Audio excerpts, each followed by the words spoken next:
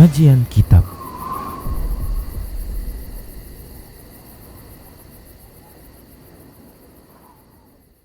Wabarakatuh.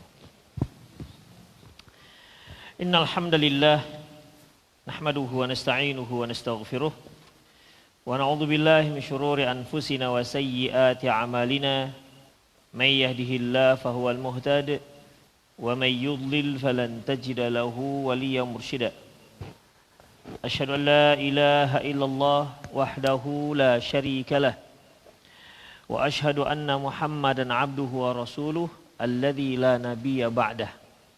Wa qala Allah subhanahu wa ta'ala ya ayyuhalladzina amanu taqullaha haqqa tuqatih wa la tamutunna illa wa antum muslimun.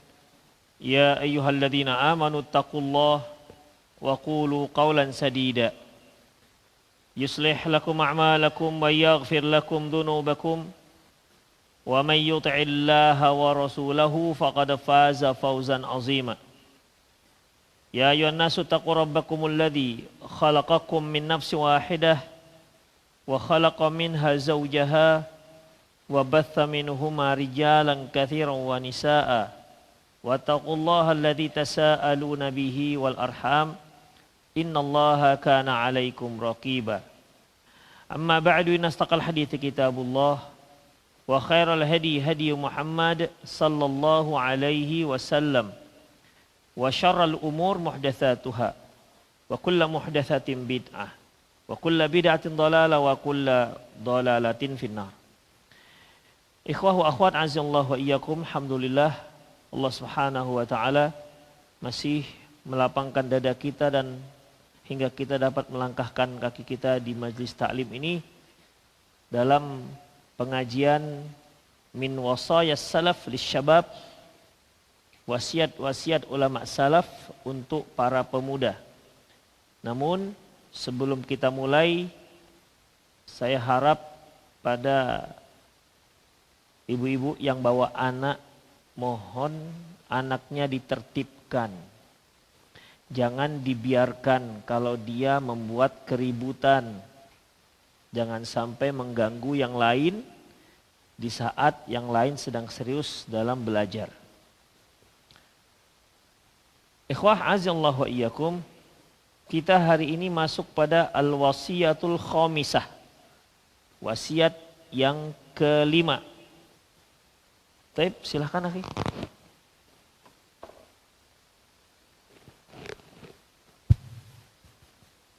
Bismillah. Nasihat kelima di antara nasihat as-salaf rahimahullah kepada anak-anak muda, yaitu apa yang diriwayatkan dari Al-Hasan Al-Basri rahimahullah.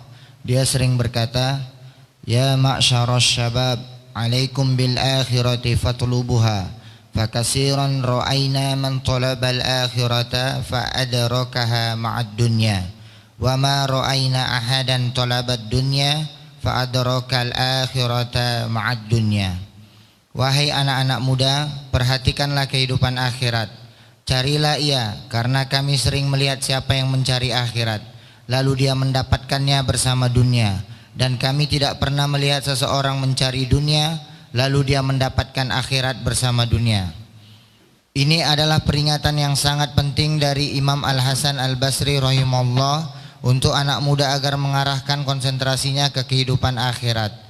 Berusaha meraihnya dengan sungguh-sungguh, mengisi kehidupan waktunya dengan apa yang mendekatkannya kepada Tuhannya, karena Allah akan tetap memberinya karunia berupa bagiannya dari dunia. Namun nasihat di atas tidak boleh dipahami bahwa seseorang cukup berpangku tangan dan tidak berusaha untuk mendapatkan sesuatu yang dapat menopang kehidupan dunianya berupa harta, tempat tinggal dan pakaian, sehingga dia menjadi beban bagi orang lain. Seorang muslim tidak akan terkena mudarat manakala dia bekerja, berusaha dan mengumpulkan harta, sekalipun akhirnya dia menjadi orang yang kaya raya. Akan tetapi yang membuatnya terkena mudarat adalah ketika dia menjadikan dunia itu sebagai fokus perhatiannya, tujuannya, sasarannya dan batas akhir ilmunya. Hal ini sebagaimana dalam hadis dari Nabi SAW bahwa beliau bersabda dalam doanya, wala taj'alid dunya akbar hammina wala mablagha ilmina. Janganlah engkau jadikan dunia sebagai perhatian kami yang paling besar dan batas akhir ilmu kami. Nabi SAW juga bersabda, innaka intazar warasataka aghniya khair min antazarahum alatan yatakaffafunan nas. Sesungguhnya jika kami meninggalkan ahli warismu dalam keadaan berkecukupan, maka itu lebih baik daripada kamu meninggalkan mereka dalam keadaan kekurangan sehingga mereka meminta-minta. Barang siapa menjadikan akhirat sebagai fokus perhatiannya, maka Allah menyatukan apa yang tercerai-berai darinya, dan dunia akan mendatanginya dalam keadaan tunduk. Akan tetapi barang siapa menjadikan dunia sebagai fokus perhatiannya, maka Allah Subhanahu wa taala menjadikan kefakirannya terpampang di depan kedua matanya, dan dunia tidak datang kepadanya kecuali apa yang ditulis untuknya. Jazakallah. Ikhwah rahimallahu wa iyyakum, secara global kita sudah bisa menangkap apa yang dimaksud dalam wasiat yang kelima ini, di mana Syekh Abdul Razak bin Abdul Muhsin Abbad hafizahullah mencantumkan wasiat kelima ini, yaitu apa yang biasa dikejar-kejar oleh anak muda, yaitu masalah dunia. Beliau menyebutkan bahwasanya carilah akhirat. Apa kata beliau? Yaitu dengan mencantumkan wasiat dari Hasan Al-Basri. Beliau ada seorang tabi'in, kibarut tabi'in, di mana beliau mengatakan, ya ma'syarasy syabab, wahai sekalian pemuda, lagi-lagi yang dipanggilnya adalah para pemuda. Alaikum bil akhirati fatlubuha. Hendaklah kalian cari akhirat. Cari akhirat, seriuskan mencari hari akhirat. Mencari akhirat ini maksudnya mencari kebaikan-kebaikan, melakukan perbuatan-perbuatan untuk mendekatkan kita kepada Allah Subhanahu wa taala, untuk mendekatkan diri kita, semakin mendekatkan diri kita kepada surganya Allah Subhanahu wa taala, untuk meraih keuntungan akhirat. Fara'aina kathiran ma ra'aina man talabal akhirah fa adrakaha ma'ad dunya. Karena kulihat mereka yang serius mencari akhirat ternyata dunianya juga dapat. Mereka yang serius mencari akhirat ternyata dia juga mendapatkan dunianya. Wa ma ra'aina ahadan talabad dunya fa adrakal akhirata ma'ad dunya. Dan aku belum pernah melihat ada orang fokus dengan mencari dunia kemudian dia mendapatkan akhiratnya. Kalau bahasa kita biasanya barang siapa yang menanam padi, maka apa lanjutnya biasanya? Iya, dia akan mendapatkan rumputnya. Barang siapa yang menanam padi, artinya mereka yang memang menanam padi pasti tumbuh rumput-rumput di sela-selanya. Rumput-rumput itulah dunia dan padi itu adalah akhirat. Namun barang siapa yang menanam rumput, tak akan pernah dia dapati padi tumbuh di situ. Oleh karena itu ikhwah rahimallahu wa iyyakum, fokuslah terhadap akhirat. Fokus terhadap akhirat. Ikhwah, perlu kita perhatikan. Mungkin kita pernahlah ataupun sering mendengar kita sebagai seorang muslim haruslah menyeimbangkan antara akhirat dan dunia. Sehingga terkadang ada yang berani-berani menyatakan 50-50. 50% dunia, 50% akhirat. Harus benar-benar balancing antara dunia dan akhirat. Sepertinya sih baik, tapi tidak seperti itu Islam. Dan itu bukan sebuah pernyataan yang baik.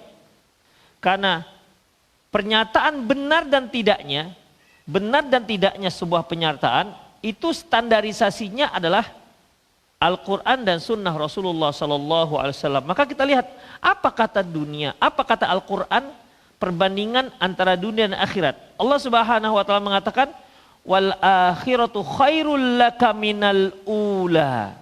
Akhirat itu lebih baik dan lebih utama untuk kalian. Di surat apa ikhwah? Ayo, surat apa? Ayo, 1, 2, 3, 4. An-Nahl? Al-Lahab. Al-a'la. Wal akhiratu khairul laka minal ula. Apa? Allahu Akbar. Ad-duha. Kalau al-a'la yang mana? Wal akhiratu khairu wa abqa. Artinya mirip. Wadduha di dalam surat Ad-Duha wal akhiratu khairul laka minal ula. Akhirat itu lebih baik untukmu dan lebih utama untuk kamu kejar-kejar ketimbang dunia maksudnya. Kemudian juga wal akhiratu khairu wa abqa. Akhirat itu lebih baik dan lebih kekal. Jadi di sini Islam tidak menyetarakan antara dunia dan akhirat sama sekali. Tetap akhirat lebih diutamakan. Bukankah Rasulullah SAW pernah melewati seekor bangkai anak kambing cacat? Bangkai anak kambing cacat. Sudah bangkai anak kambing cacat lagi. Sambil memegang telinganya seperti Rasulullah sepertinya beliau kejijian begitu. Ya. Beliau katakan bahwasanya anak kambing ini sungguh dunia lebih hina dibandingkan anak kambing ini. Demikian ikhwah. Jadi tidak bisa akhirat dibanding-bandingkan dengan dunia. Akhirat jauh lebih afdal, lebih utama, lebih berharga ketimbang dunia dan seisinya. Ikhwah, coba perhatikan. Ketika Rasulullah SAW membandingkan antara dunia dengan salat sunnah subuh 2 rakaat. Beliau katakan la rakaata ini hada khairum minad dunya wa ma fiha. Sungguh 2 rakaat ini itu lebih utama, lebih berharga ketimbang dunia dan seisinya. Itu sholat sunnah subuh. Gimana sholat subuhnya? Jadi tidak bisa sama sekali dibanding-bandingkan antara dunia dengan akhirat. Apalagi kita mau menyeimbangkan. Gak bisa seimbang. Seimbang itu dalam kehidupan kita ya harus mendahulukan akhirat ketimbang dunia kita. Demikian ikhwah. Baik. Allah Subhanahu wa taala menyebutkan ikhwah dalam surat Al-Hadid ayat 20. I'lamu annamal hayatud dunya la'ibun wa lahu wa zinah. Ketahuilah bahwasanya kehidupan dunia itu annamal hayatud dunya, sesungguhnya kehidupan dunia itu kehidupan dunia berarti kehidupan setelah kita berada di alam roh. Setelah kita berada di alam roh, kemudian Allah Subhanahu wa taala menciptakan jasad kita di rahim ibu kita. Lantas rahim itu jasad itu pun ditiupkan roh setelah 40 hari ketiga. Disitulah mulai kita hidup di dunia. Itu namanya kehidupan dunia. Kemudian sampai kapan kehidupan dunia ini? Sampai ketika kita meninggal dunia. Jadi ikhwah, ada kehidupan roh, kehidupan dunia dan kehidupan akhirat, kehidupan alam barzakh, kehidupan akhirat. Sebenarnya semua kehidupan. Ya.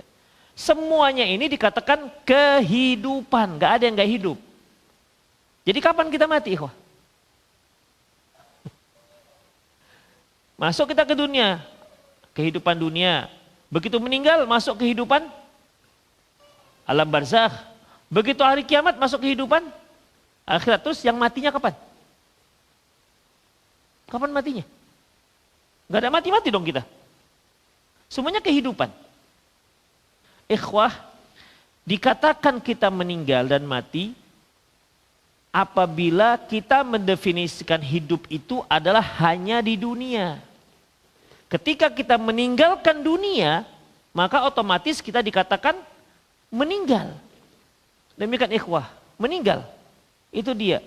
Padahal ikhwah rahimanallah wa iyyakum, kalau masalah terpisahnya ruh dengan jasad, ketika seorang masuk ke alam barzakh, berpisah enggak ruh dengan jasadnya? Hah? Terpisah enggak? Terus yang disuruh didudukin oleh malaikat, yang ditanya-tanya sampai 3 pertanyaan, itu ruh aja apa dengan jasad juga? Ruh saja. Yang ditempeleng malaikat ruh aja.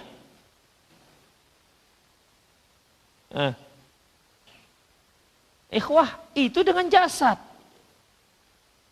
Karena Rasulullah mengatakan, maka dikembalikan ruhnya ke jasadnya. Fayujlisani, datanglah dua malaikat.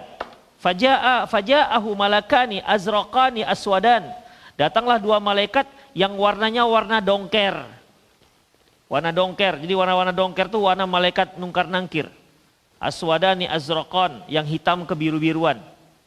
Kemudian fayujlisa syadidani intihar, yang sangat dahsyat bentakannya. Fayujlisanihi, dan dia pun didudukkan.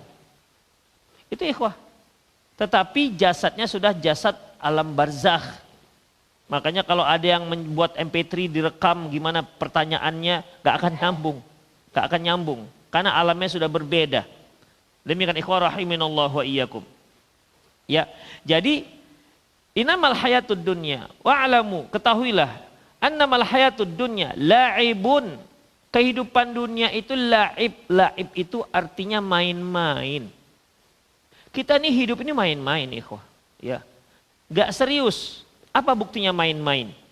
Ketika kita itu sedang ataupun di usia anak-anak, maka kita punya mainan. Apa mainan antum waktu anak kecil? Bola. Sampai besar tuh masih main bola tuh. Berarti antum mainan dulu waktu kecil? Gak punya mainan? Ih kasiannya. Guli, oke, main guli. Padalan apa dulu mainannya padalan? Guli juga, Masya Allah ya. Masih ada guli itu sekarang? Seusia apa? Satu tabokoh. Tapi ikhwah, ya mainan yang namanya guli lah, kuaci lah, yang main yeye lah, kalau yang 50 ke atas itu. Main yeye. Bukan, beda, yoyo dengan yeye beda. Kalau yeye itu main karet yang dilompat-lompat itu. Tapi ikhwah, yang boneka lah, itu mainan anak kecil. Udah. Mainan boneka itu Masya Allah luar biasa. Yang tembak-tembakan motor-motor itu kalau diambil itu guling-guling nangis habis-habisan. Kalau ada yang mengambil mainan itu. Karena bagi dia itu suatu hal yang sangat berharga. Demikian. Antum dulu mainan bola, main guli. Ketika diambil orang dulu gulinya gimana? Kan nangis. Guli saya diambil nangis guling-guling. Ah udah besar gini, diambil gulinya gimana? Nangis-nangis juga. Ikhwah, kenapa? Kenapa seperti itu? Sesuatu yang sangat berharga bagi kita dahulu. Yang punya mainan motoran, diambil temannya, nangis. Nangis. Tapi sampai kapan dia menangis? Apakah sampai dia usia remaja tetap diambil motornya dia menangis? Tidak, malah dikasihkannya ke yang lain. Kenapa demikian? Karena dia sudah melewati fase itu. Itulah main-mainan dunia. Di saat anak-anak dahulu ikhwah, mainan motoran, mainan tembak-tembakan misalnya. Coba antum tuliskan buat cek. 1 miliar, 2 miliar lah itu buat 2 miliar. Nah, mau pilih yang mana? Pilih nih boneka atau cek yang harganya 2 miliar. Pilih yang mana tuh anak? Kira-kira pilih apa? Bukan bapaknya udah tahu bapaknya. Dan bapaknya, dianya. Pak, pilih boneka. Kenapa dia pilih boneka? Kita sudah jelaskan ini nak, main 1 miliar nak, kita bisa begini. Dia tetap pilih apa? Tetap pilih boneka. Itulah dunia dia ikhwah. Itulah dunia dia. Coba yang itu dipilihkan ke mamanya. Bu, tahu kali. Demikian ikhwah, rahimani Allah wa iyyakum. Itulah dia. Begitu lewat fase itu ikhwah, sudah tahu dia mana yang berharga. Kita di dunia itu begitu ikhwah. Ya, di dunia itu begitu. Jadi kita sekarang punya harta yang melimpah ruah. Kita terkadang bahkan bisa mengorbankan teman-teman, kadang-kadang bisa mengikut kawan seiring menggunting dalam lipatan. Demikian, bisa seperti itu. Kadang-kadang gak peduli halal dan haram. Anak-anak kan begitu kan, mana peduli dah halal haram. Ada teman mainan temannya, rampasnya. Kuat dia rampasnya. Nangis kawan tuh, biarkan aja. Demikian. Kalau itu kita ilustrasikan untuk orang besar kan zolim namanya kan. Ya, begitulah dia. Zamannya ketika anak-anak. Demikian ikhwah. Kita juga begitu. Ketika kita berada di dunia, semua dunia ini kita anggap sangat berharga. Dan ikhwah, akan pupus di saat malaikat datang untuk mencabut nyawanya. Hilang semua. Sekian banyak harta, kemewahan, harta yang melimpah ruah, mobil yang mengkilat, rumah yang bertingkat, istri yang 4, hilang semua.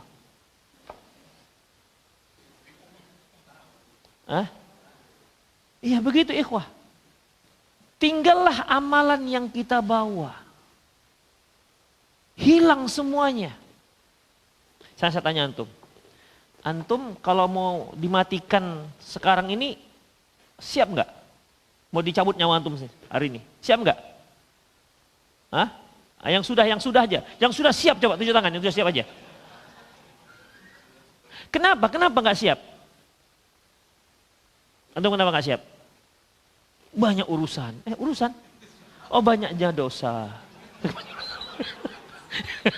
Banyak urusan. Demikian. Ya, banyak dosa, nggak siap. Kenapa? Ya itu dia khawatir. Sekarang nih, datanglah malaikat. Ini misal. Di depan. Semua yang hadir di sini Allah telah katakan masuk surga. Mau nggak antum mati sekarang? Itu dia. Ada yang tadi masih ada urusan lagi kan? Nggak ada kan? Sebenarnya kita paham ikhwah. Kalau udah katakan semua masuk surga, ya ngapain kita di dunia ini? Untuk apa kita lama-lama di sini? Kampung kita toh ternyata di surga sana. Bukan di sini kampung kita. Kita tahu tak ada seorang pun yang kekal. Mau kau kan mati. Mendingan daripada nanti sekarang aja matinya. Itu kalau kita tahu masuk surga. Ini masalah kita nggak tahu bang. Kita mati sekarang nanti jangan-jangan nggak masuk surga. Jadi maunya mati kapan? Antum lah mau kapan? Kalau ditanya mau kapan? Maunya? Mau 10 tahun lagi? Cepat kali. 100 tahun lagi mau? Jangan kelama kali ya. Yang standar-standar aja ya. Berapa sekarang umur? 40, berarti mau 2 tahun lagi. Jangan, cepat kali. Cepat kali. 30 tahun lagi, 70 gitu kira-kira ya. Taib ikhwah. Rahimanallahu wa iyyakum. Itulah kita. Tapi apakah kita yang sisa merasa sisa 30 lagi, kalau bisa 20 lagi, kalau 40 lagi. Kira-kira 40, 20, 30 yang akan dikatakan betul-betul bersiap dia. Belum tentu juga bersiap. Itulah ikhwah rahimanallahu wa iyyakum. Itu kenapa semua ikhwah? Ya karena dunia itu. Karena dunia. Makanya Rasulullah katakan ad-dunya hulwun wa khadirun. Dunia itu manis, wa khadirun dan hijau. 2 hal yang sangat disukai oleh manusia. Pertama yang rasa. Rasa yang paling favorit, yang paling banyak disukai manusia adalah manis. Dan warna yang paling banyak disukai oleh manusia adalah hijau. Kalaupun ada dia suka merah, mungkin karena dia partai. Demikian ikhwah. Jadi dalam masalah ini rahimanallahu wa iyyakum, Allah katakan i'lamu annamal hayatud dunya. Ketahuilah bahwasanya kehidupan dunia itu laib, main-main. Coba seperti tadi, yang tadinya boneka itu yang kita pertahankan habis-habisan, kita rela merampas boneka orang lain, kita nggak peduli. Yang penting kita mau itu. Mereka dia nangis terserah. Begitulah kehidupan kita ketika kita di dunia. Dan ketika kita sudah mulai pindah akhirat, ikhwah rahimanallahu wa iyyakum, ternyata apa yang telah dicapai, pencapaian dunia, ternyata tidak ada harga sama sekali. Rasulullah SAW pada satu hari lewati sebuah kuburan, apa kata beliau? Seandainya diperkenankan ini orang untuk balik ke dunia, maka dan disuruh pilih mana dia yang dia pilih, dunia atau sholat 2 rakaat, dia akan pilih sholat 2 rakaat. Demikian ikhwah. Iya kan? Kalau kita yang belum lewat masa dunia kan masih aneh. Pak, iya sholat 2 rakaat itu lebih utama ketimbang dunia dan seisinya. Seperti yang kata Rasulullah tadi, bahwasanya sholat sunnah 2 rakaat sebelum subuh itu lebih berharga ketimbang dunia dan seisinya. Antum lah ikhwah, ini ada Avanza baru, Veloz baru. Saya katakan, antum saya kasih Avanza baru, gak usah Avanza lah, mahal kali. Yang agak murah sedikit. Agak murah sedikit. Atos baru. Udah. Saya tanya, antum mau yang mana? Pilih, sholat sunnah 2 rakaat subuh atau mobil. Kalau antum pilih mobil, enggak sholat sunnah. Bukan sholat subuh ya? Sholat sunnah subuh. Kalau antum pilih mobil, maka jangan sholat sunnah subuh. Tapi kalau antum sholat sunnah subuh, maka tak kuberi mobilnya. Kira-kira umumnya kita pilih yang mana?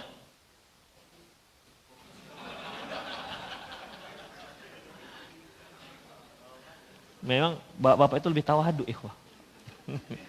Antum pilih apa? Antum cuma malu-malu aja sebenarnya udah ada pilihannya. Antum pilih apa? Coba yang jujur aja lah Pak. Jujur aja. Kita pilih apa? Mobil yang kita pilih. Kenapa pilih mobil? Jelas. Jelas. Sholat sunnah subuh. Besok juga kita masih bisa sholat sunnah subuh. Ini cuma sekalinya disuruh pray. Demikian, dapat mobil. Saya kira kalau disuruh pray 5 hari pun saya kira mau juga kita. Asalkan dapat mobil. Kenapa demikian? Karena kehidupan kita masih di dunia. Tapi ternyata kalau sudah mati kita, udah meninggoy kita. Udah tidak lewati dunia ini. Ternyata lebih berharga sholat sunnah dibandingkan dunia seisinya. Nanti tahunya kapan? Nanti setelah lewat. Itu dia. Seperti anak kecil tadi, dia berela, dia rampas mainan teman-temannya, dia rampas, nggak peduli dia. Kawan itu mau nangis atau enggak, yang penting aku mau itu. Kalau nggak dikasih, guling-guling dia misalnya. Tapi setelah dia besar, dia akan lihat, kenapalah saya kok menangis gara-gara mainan yang harganya paling berapa lah, paling 5.000, 6.000. Tapi kita bisa nangis-nangis untuk mempertahankan mainan kita itu. Yang ketika kita sudah lewati fasenya, kita anggap tak ada harga. Tidak ada harga sama sekali. Begitulah ikhwah kehidupan dunia kita. Begitulah kita di dunia ini. Makanya Allah katakan, i'lamu annamal hayatud dunya la'ibu wa lahu wa zinah. Wa zinah, wa lahun, la'ibun, mainan, wa lahun, senda gurau, wa zinah, perhiasan. Demikian ikhwah. Hanya itu. Oleh karena itu, ad-dunya itu berasal dari 2. Dari kata-kata ad-dunu. Dunu itu dekat.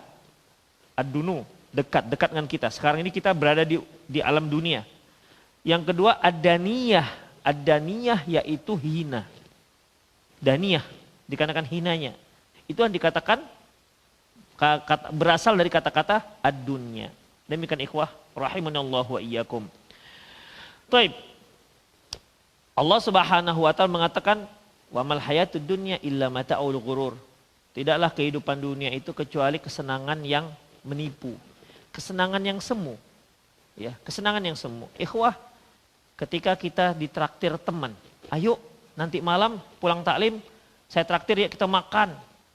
Maunya terserah, mau pilih makan apa yang terserahmu. Dipilihlah mungkin makan yang dianggapnya enak. Senang gak kita? Senang?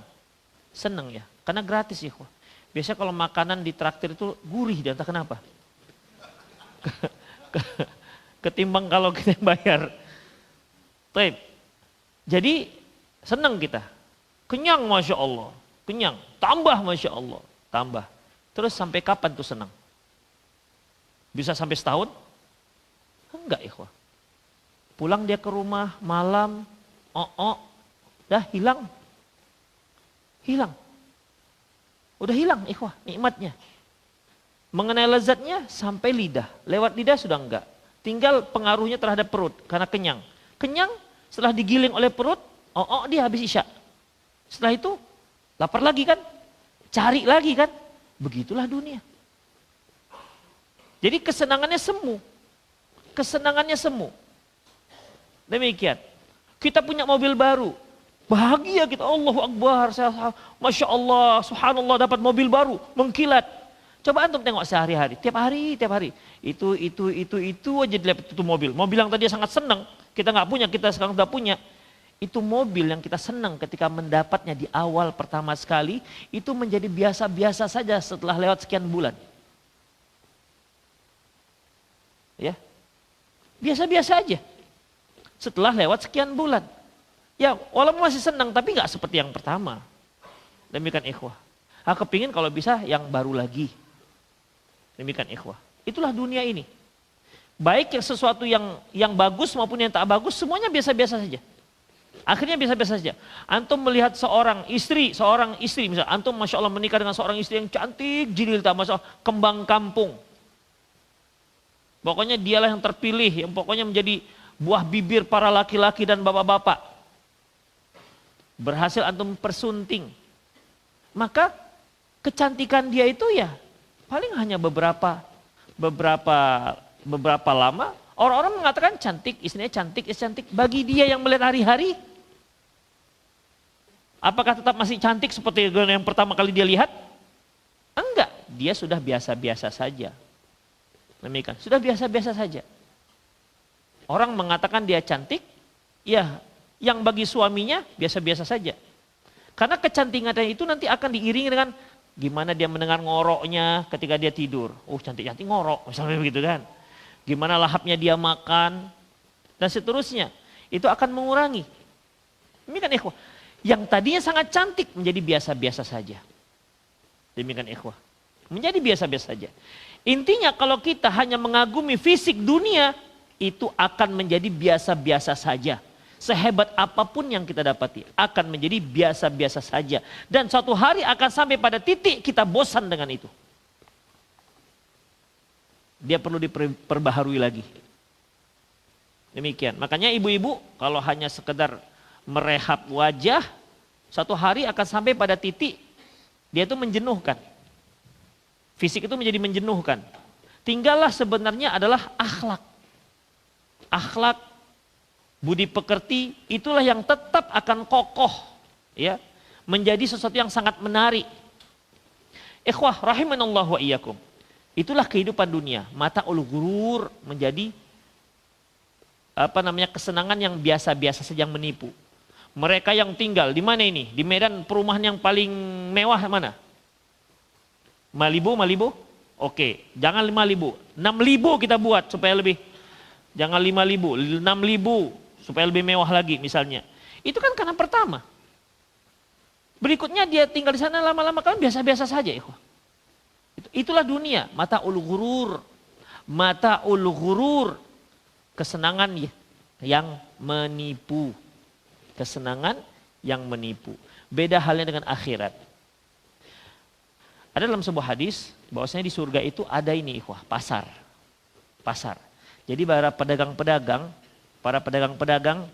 yang mereka nanti di dunia berdagang, dia nanti minta pada Allah, minta berdagang. Maka dia pun akan ke pasar. Dan terpisahlah dia dengan keluarganya, terkena angin pasar, dia pulang, apa kata istrinya yang di rumah? Istri yang di rumah, para bidadari yang di rumah, dia katakan bahwasanya suaminya yang pulang dari pasar itu bertambah ganteng. Suami yang meninggalkan istri ketika melihat istrinya bertambah cantik. Gitu dia. Itu kalau akhirat, ya.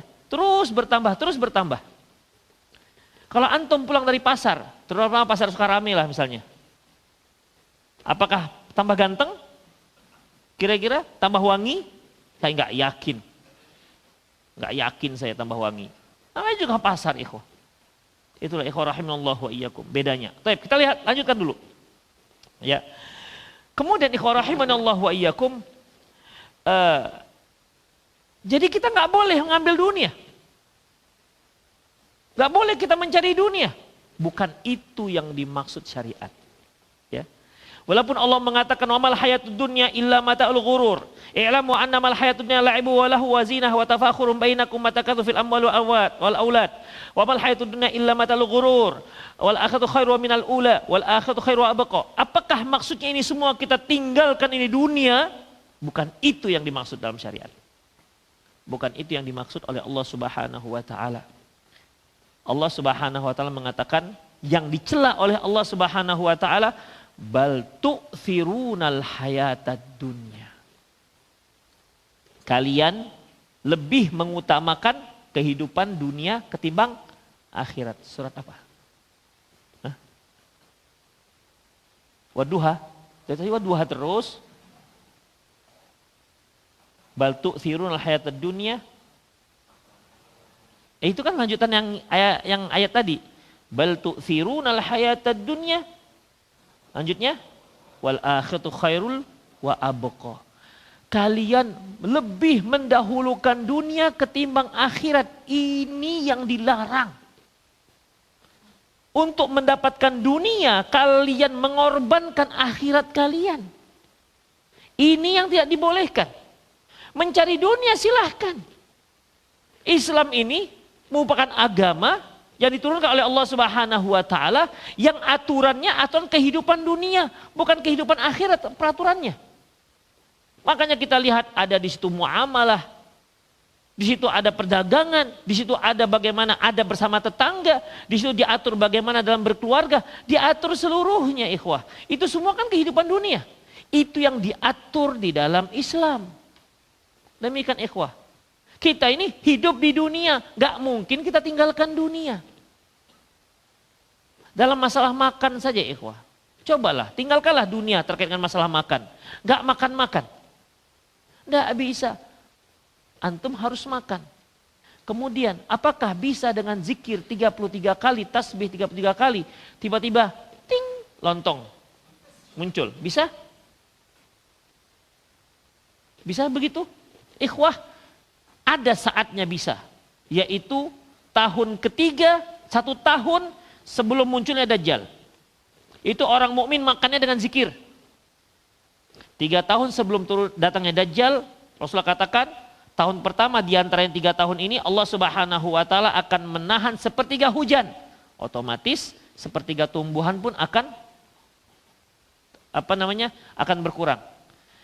Di tahun kedua Allah kurangi 2/3 hujan. Otomatis 2/3 tumbuhan akan berkurang. Tahun ketiga tak ada hujan, berarti tak ada tumbuhan, gersang, tidak ada makanan. Sahabat bertanya, orang mukmin gimana hidupnya Rasulullah? Mereka hidup dengan berzikir. Itu nanti. Kalau sekarang antum terapkan, mati. Yakinlah. Iya, dia akan meninggalkan dunia. Sudah nggak bisa. Jadi ikhwah rahimanallah wa iyyakum, bagaimana mungkin kita bisa hidup di dunia dengan cara meninggalkan dunia? Itu nggak mungkin. Makanya Rasulullah SAW membawa Islam ini mengatur kehidupan dunia kita. Supaya apa ikhwah? Supaya kehidupan dunia itu tujuannya untuk akhirat. Ikhwah rahimanallah wa iyyakum. Makanya Allah mengatakan, Allah Subhanahu wa taala menyebutkan dalam surah Al-Baqarah ayat 201, "Faminhum may yaqulu rabbana atina fid dunya hasanah wa fil akhirati hasanah wa qina adzabannar." Mereka yang berdoa, ya Allah berilah kebaikanku di dunia. Kebaikan itu apa ikhwah? Harta, benda, anak-anak, istri, kendaraan, rumah. Itu semua kebaikan-kebaikan. Tapi kebaikan-kebaikan yang membuat kita semakin dekat dengan Allah Subhanahu wa taala. Anak-anak itu juga dunia. Bukankah ada anak-anak yang memang membawa menjerumuskan kedua orang tuanya masuk ke dalam api neraka? Ada. Istri juga begitu. Makanya Allah Subhanahu wa taala mengatakan, "I'lamu annama amwalukum wa auladukum fitnah." Kemudian disebutkan juga aduwwul lakum. Harta, anak-anak, istri itu fitnah, cobaan. Dan juga sebagai musuh. Kenapa? Karena itu akan menjerumuskan ke dalam neraka. Padahal istri, anak, apalagi harta itu bisa mendekatkan seseorang dengan surganya Allah Subhanahu wa taala dan menjauhkan dirinya dari api neraka. Ikhwah rahimanallahu wa iyyakum. Oleh karena itu kita minta fid dunya hasanah wa fil akhirati hasanah. Mintalah ikhwah. Ada salah seorang sahabat ketika didatangi oleh Rasulullah, dijenguk oleh Rasulullah. Kondisinya seperti burung sangat kurus, burung yang dicelup air gitu. Kurus sekali. Rasulullah curiga, kamu sepertinya ada mendoakan sesuatu ini. Kata sahabat, ada ya Rasulullah. Apa doamu? Ya Allah, seandainya engkau mengazabku di akhirat, maka azab sekarang saja ya Allah. Dipercepat di dunia, jangan di akhirat. Itulah doanya. Apa kata Rasulullah? Subhanallah, la tutiqun. Kamu nggak sanggup.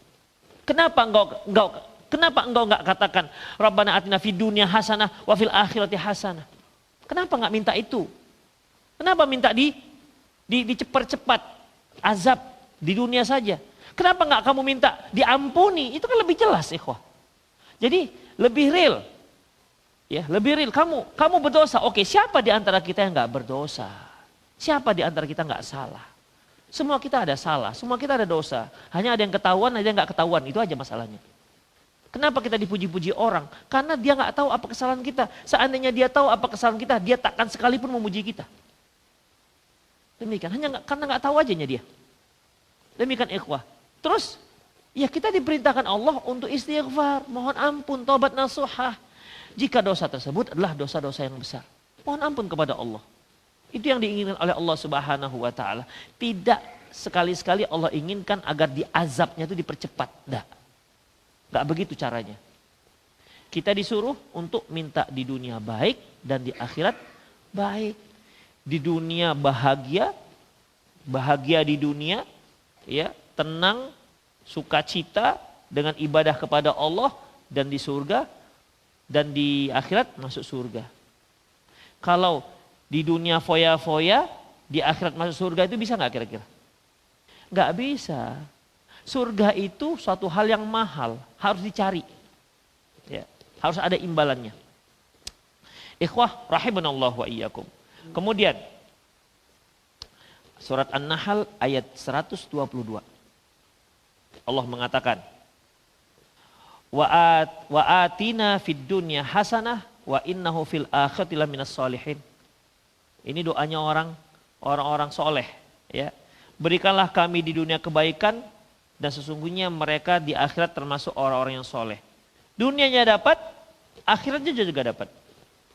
Kemudian dalam surat Qasas ayat 77, Allah Subhanahu wa taala firman, "Wabtaghi fima ataqallahu darul akhirah wa la tansa nasibaka minad dunya." Dan carilah apa yang telah Allah karuniakan kepadamu untuk mendapatkan akhirat. Apa ikhwah karunia yang Allah berikan kepada kita untuk mendapatkan akhirat? Apa itu karunia? Berupa apa? Dunia. Wabtaghi fima ataqallahu darul akhirah.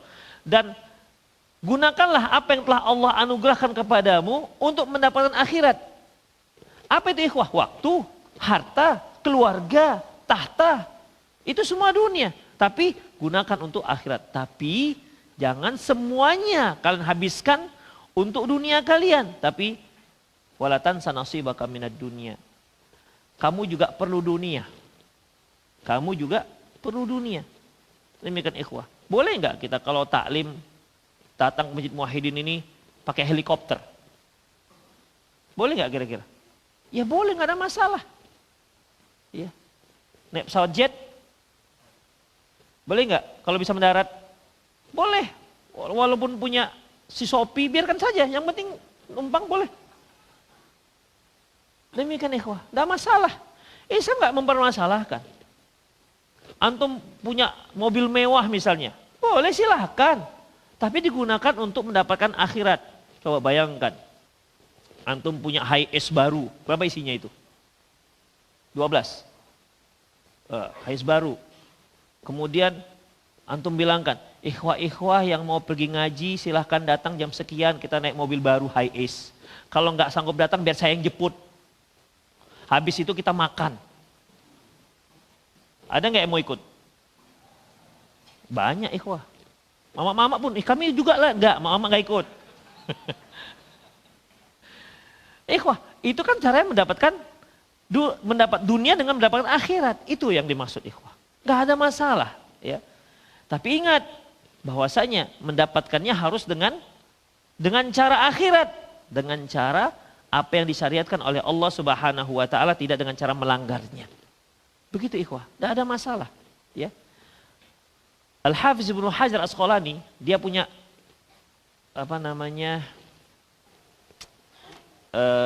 kereta kencana ditarik oleh beberapa ekor kuda. Al-Hafiz Ibnu Hajar Asqalani. Ketika dia berada di kendaraan mewahnya, dia bertemu dengan seorang kafir. Apa orang kafir yang katakan? Loh, bukankah Nabi kalian mengatakan, ad-dunya sijnul mu'min ad-dunya sijnul mu'min. Bukankah Nabi kan mengatakan bahwasanya dunia itu merupakan penjaranya orang mukmin. Dan surga wal jannatul kafir, dan surga bagi orang kafir. Kamu lihat aku ini kafir, tidak Islam, tapi kehidupannya susah. Kamu katakan dunia itu penjara bagi orang mukmin. Kamu lihat ini kendaraanmu mewah. Apa kata Hafiz Ibnu Hajar Asqalani? Ya, betul. Apa yang dikatakan Rasulullah SAW itu betul. Bahwasanya dunia itu penjara bagi orang mukmin jika dibandingkan dengan akhiratnya. Jika dibandingkan dengan akhiratnya. Jika dibandingkan surganya, dibandingkan di dunia, nggak ada apa-apanya ikhwah. Ya. Apa kata Rasulullah SAW? Sungguh selendang yang ada di kepala seorang bidadari di surga itu lebih mulia, lebih berharga, lebih mahal, lebih mewah ketimbang dunia dan seisinya. Itu selendang terbuat dari apa emangnya?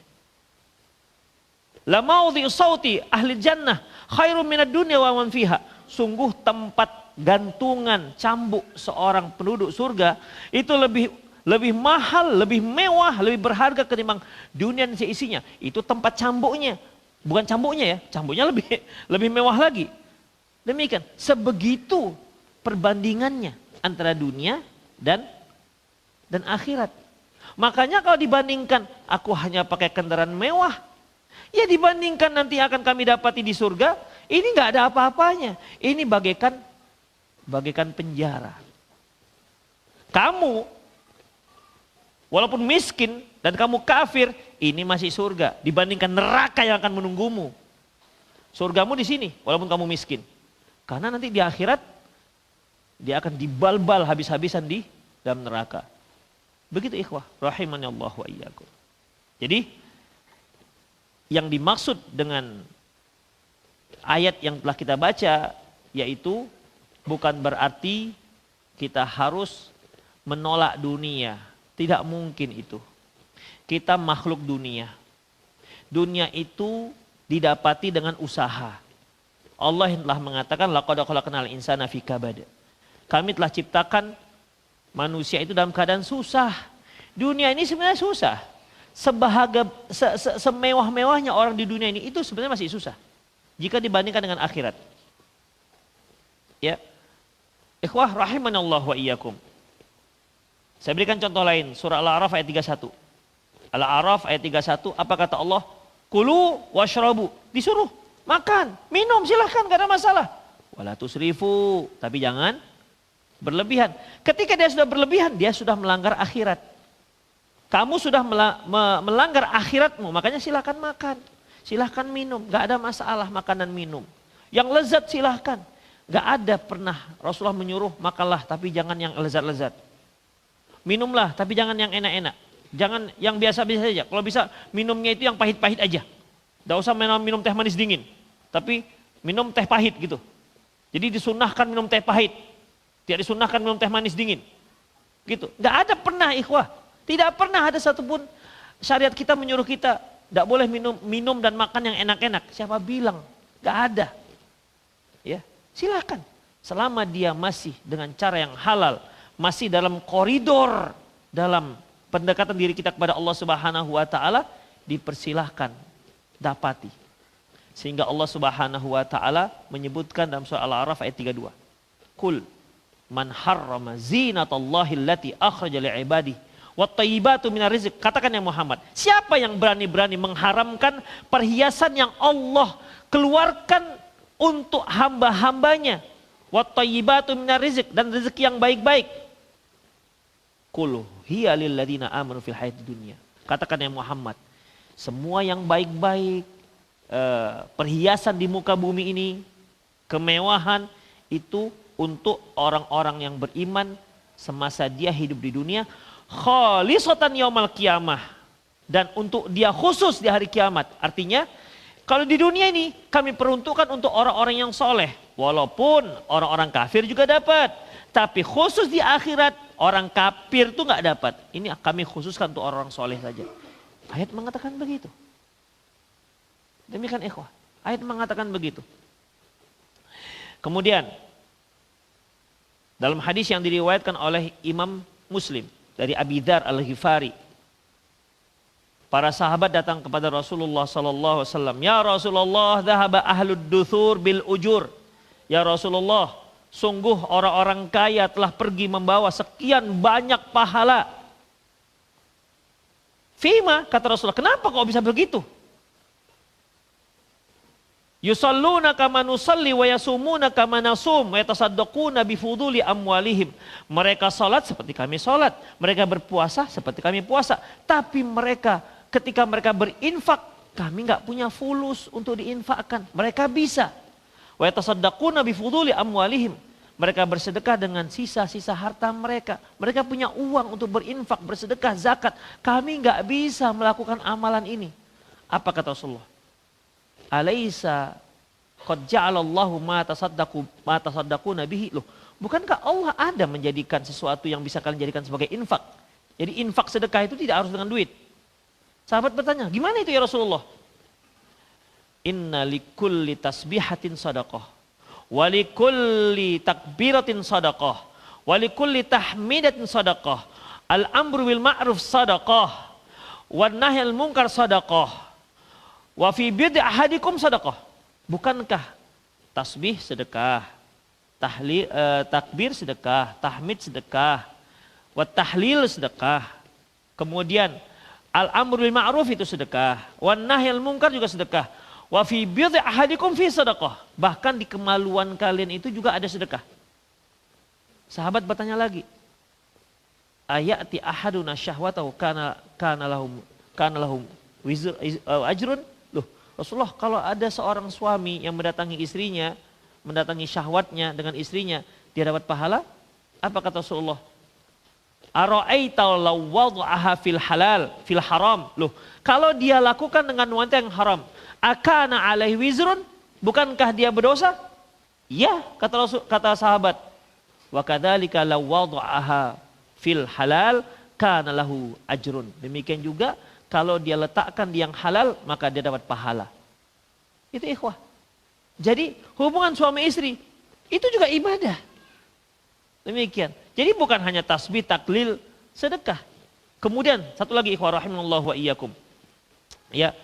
Selanjutnya hadis yang tadi itu, akhirnya senanglah sahabat ini. Orang-orang fakir yang nggak bisa bersedekah, luar biasa senang. Waduh, hari ini kita lomba ini orang-orang kaya-kaya. Jadi yang membuat mereka itu iri bukan kemewahannya, tapi mereka bisa menggunakan kekayaannya untuk meraih surga lebih cepat. Bukan lebih cepat nih, lebih tinggi derajatnya. Kami nggak bisa. Jadi mereka bukan, wah enak kali lah dia ya pakai untanya, unta besar. Kami naiknya naik keledai. Kalau dulu kan untuk kalangan bawah itu kendaraannya keledai. Wah dia unta, enak sekali. Begitu. Kami jalan kaki, kalaupun mau naik mobil naik angkot. Begitu. Naik beca. Enaklah mereka naik Alphard, dingin. Kami kalau mau ngaji harus pakai sepeda motor, kehujanan. Tadi hampir kehujanan mau basah kuyup. Harus singgah-singgah dulu. Enaklah yang pakai mobil-mobil. Kalau ada hujan nggak ada masalah. Dia nggak tahu. Yang pakai mobil juga kadang-kadang hujan nggak mau datang juga padahal. Demikian. Itu bukan masalah mobil nggak mobilnya, ikhwah. Udahlah jangan repet kita di sini ya. Kita fokuskan. Demikian ikhwah. Jadi masalahnya seperti itu. Ya. Mereka tidak sama sekali iri dengan apa yang dimiliki. Tapi mereka iri. Mereka gunakan kepemilikan itu untuk mendekatkan diri kepada Allah. Itu yang buat mereka iri. Senanglah mereka, Masya Allah. Kita salib mereka ini. Tak lama kemudian, orang-orang kaya itu mendengar tasbih, takbir, dan seterusnya. Akhirnya mereka juga beramal seperti yang dilakukan oleh orang fakir. Bocor amalannya. Datang lagi, ya Rasulullah. Mereka ikut melakukannya. Ini kan amal gak pakai modal, ikhwah. Semua orang bisa buat. Ya kan? Semua orang bisa buat. Ya Rasulullah, mereka melakukan juga. Apa kata Rasulullah? Dzalika fadlullah yu'ti man yasha'. Gimana lagi? Itu merupakan keistimewaan yang Allah berikan kepada siapa saja dia kehendaki. Inilah ikhwah rahimallahu wa iyyakum. Orang mendapatkan dunia, tapi dunia itu untuk digunakan untuk pendekatan diri kepada Allah Subhanahu wa taala. Terakhir, ikhwah. Hadis diriwayatkan oleh Imam Tabrani. Dari Ka'ab bin Ujrah radhiyallahu anhu qala marra rajulun ala Rasulullah sallallahu wa ashabihi fa ra'a sahabatu jiddahu wa nasyatuhu. Ada seorang laki-laki sedang kerja dia, bekerja mungkin ngangkat apalah begitu jadi kuli atau nampak semangatnya bekerja. Ya, kalau sudah bekerja ini kan tentu kaitannya dengan urusannya dengan dunia.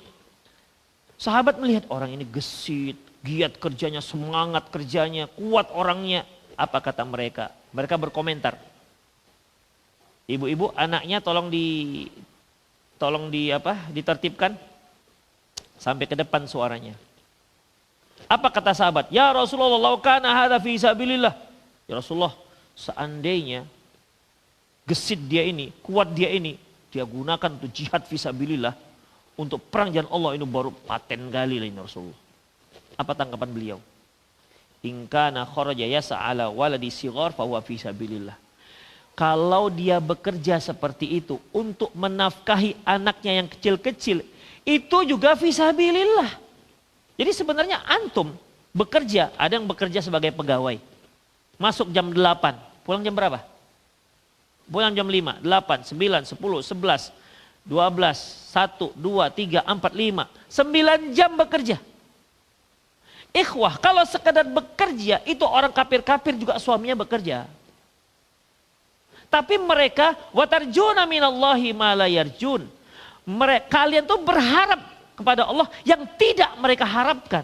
Kita bekerja itu ada yang kita harapkan. Bukan hanya sekedar gaji. Tapi ada yang jauh dari itu. Apa itu? Surganya Allah subhanahu wa ta'ala. Jadi bekerjanya kita itu untuk meraih surga. Bukan hanya sekedar untuk cari mamam. Bukan hanya sekedar untuk nafkahi anak istri. Tapi untuk mendapatkan keridhaan Allah subhanahu wa ta'ala. Karena apa? Allah yang mewajibkan. Ketika Allah yang mewajibkan. Berarti kita melakukannya mendapatkan pahala dari Allah subhanahu wa ta'ala. Kalau hanya sekedar kerja, ya Allah, orang kafir-kafir tuh pergi gelap pulang gelap, ikhwah. Belum terang lagi hari sudah pergi dia. Sudah gelap hari baru dia pulang. Demikian ikhwah. Kita kan nggak seperti itu. Ya, kita tidak seperti itu. Kita ada yang kita harapkan. Jadi antum tuh bekerja niatkan dari awal untuk pendekatan diri kepada Allah. Ya Allah, saya ini sebagai seorang suami ingin melaksanakan kewajiban yang kau emban kepadaku. Cari dengan cara yang halal.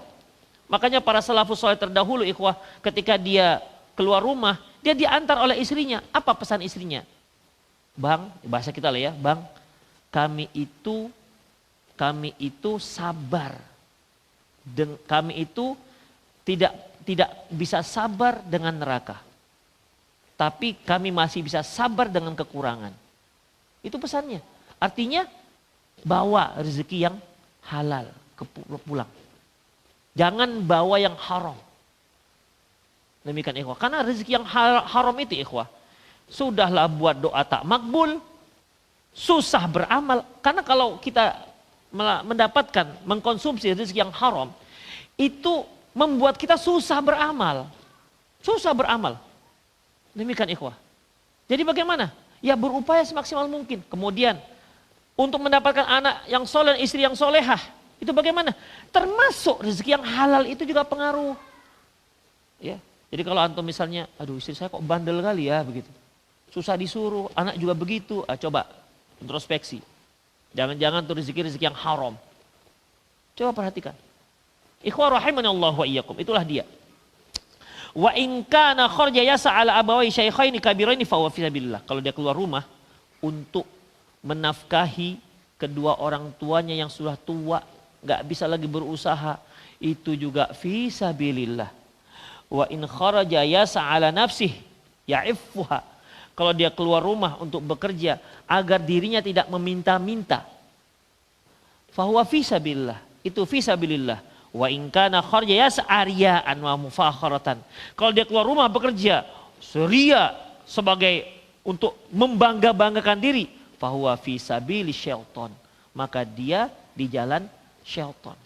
Saya sering ulang-ulang ikhwah dalam kajian bahwasanya kita beramal itu jauh sekali secara kualitas dan kuantitas dengan salafus saleh terdahulu. Salatnya, ya puasanya, keikhlasannya jauh. Baca Qur'annya. Kita lihat-lihat dalam sejarah para salafus saleh itu bisa seminggu khatam, seminggu khatam. Kita umumnya hanya khatam itu pun nggak banyak. Khatam kapan? Pas Ramadan kan? Begitu masuk Idul Fitri, tutup tuh Al-Quran, diikat lagi, masukkan dalam lemari. Sampai jumpa Ramadan berikutnya. Demikian. Tapi mereka tidak. Seminggu khatam. Ada yang 3 hari khatam. Ada yang 1 hari sekian kali khatam. Kok bisa? Itulah dia mereka. Mereka tahajud, mereka bisa khusyuk. Jadi kalau kita baca sejarah mereka dalam ibadah, macam kita itu mimpi. Betul nggak ini ceritanya ini? Kan begitu ya? Pernah nggak tuh baca? Kok seperti ini ya? Kok bisa? Seolah-olah ini macam dongeng, tapi itu kenyataan terjadi. Bagaimana cara mereka beribadah? Bagaimana mereka itu bisa khusyuk?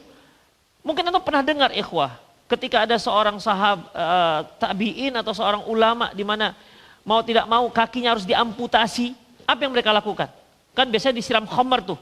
Disiram khamar supaya nggak terasa, dikebaskan. Dulu caranya begitu. Tapi bagaimana cara dia? Bagaimana caranya? Sholat. Kok bisa seperti itu? Macam mimpi, macam dongeng ikhwah.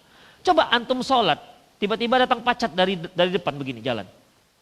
Gimana? Udah gelisah kita, udah begini-begini kita. Demikian. Pantu pacat belum ngapa-ngapain, masih dari jauh dia ke kaki kita larinya. Semakin dekat semakin gak khusyuk kita. Kalau lawahat lupa. Seperti itu. Kok bisa ya? Begitulah ikhwah. Tapi kan Allah bisa berikan kita peluang yang lain. Apa itu? Kegiatan-kegiatan duniawi kita itu kita niatkan untuk akhirat. Bekerja misalnya. Yang 9 jam tadi itu sangat disayangkan kalau hanya sekedar bekerja yang hukumnya mubah dikerjakan berpahala, tak dikerjakan tak apa-apa. Kita ingin dapat pahala dari sana. Demikian ikhwah rahimani Allah wa iyyakum. Ya. Semoga dengan cara seperti itu kita dapat pahalanya. Ya. Jadi ikhwah azinallahu wa iyyakum. Di sini Hasan Al-Basri mengingatkan kepada kita supaya cari akhirat, manfaatkan akhirat. Bukan berarti tinggalkan dunia. Untuk cari dunia, gunakan juga untuk niatkan akhirat. Ya.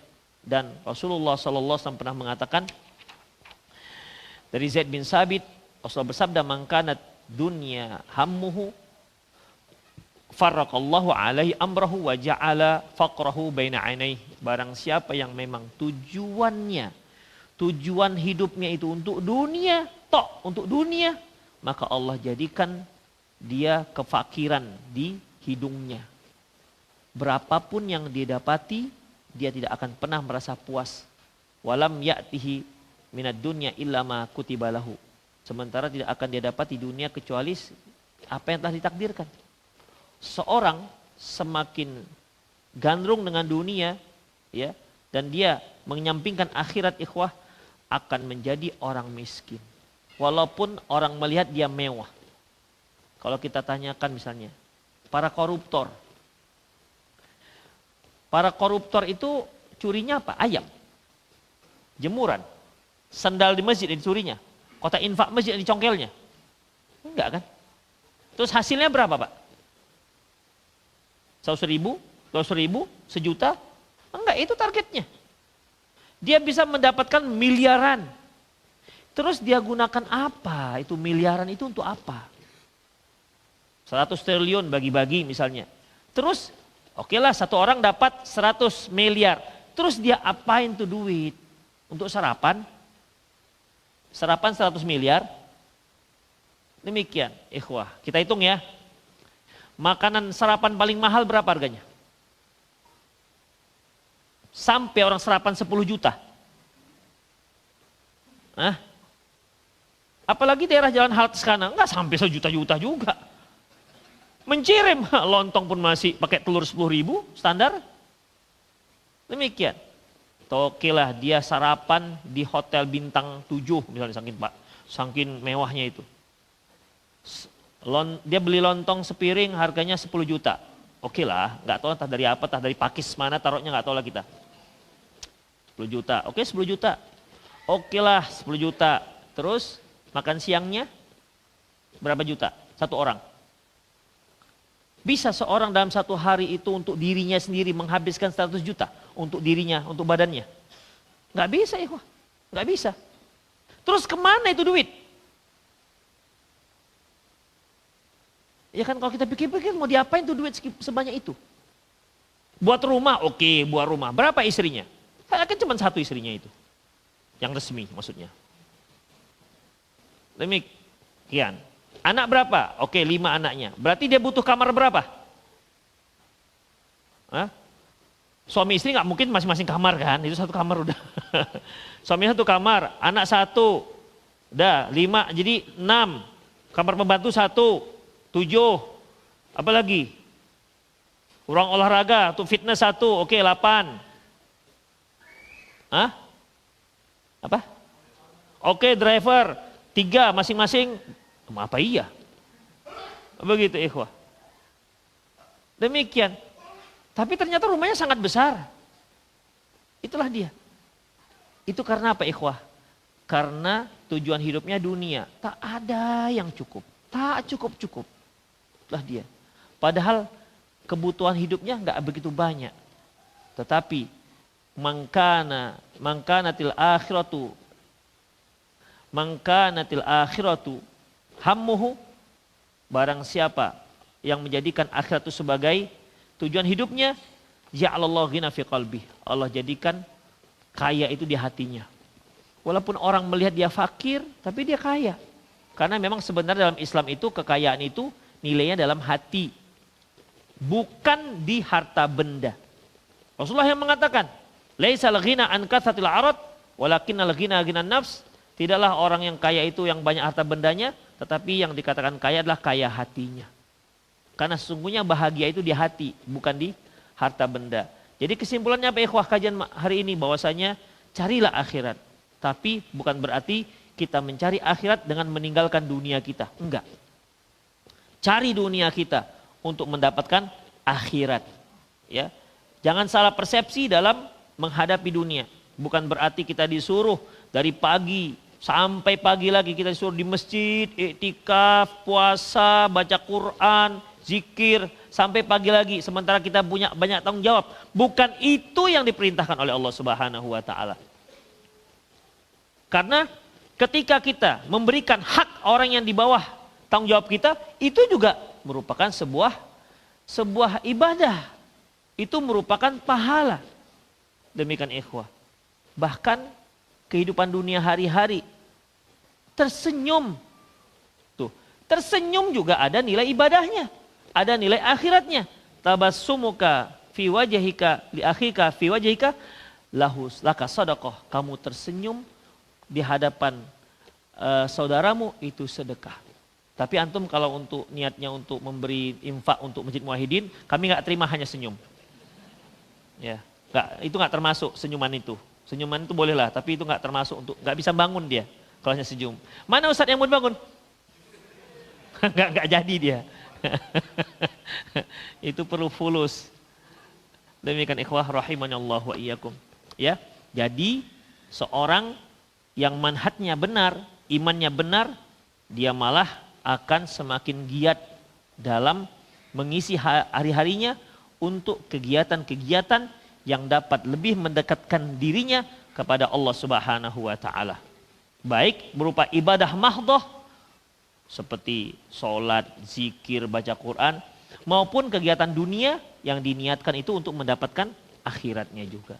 Wa bataghi fima ataqallahu darul akhirah wa la tansa nasibaka minad dunya. Itulah nasihat dari Syekh Abdul Razak untuk para pemuda, cari akhirat tapi bukan berarti dengan cara meninggalkan dunia. Akhirat bisa dicari dengan dunia. Dunia kita jadikan sebagai wasilah untuk mendapatkan akhirat. Demikian. Allahu a'lam bissawab. Baik, itu saja. Ada yang mau bertanya, dipersilakan ikhwah. Sudah jam 6:10. Tafadhal. Ibu-ibu yang mau bertanya juga ada, bisa dikirim mikrofonnya, akhi. Ya, silakan.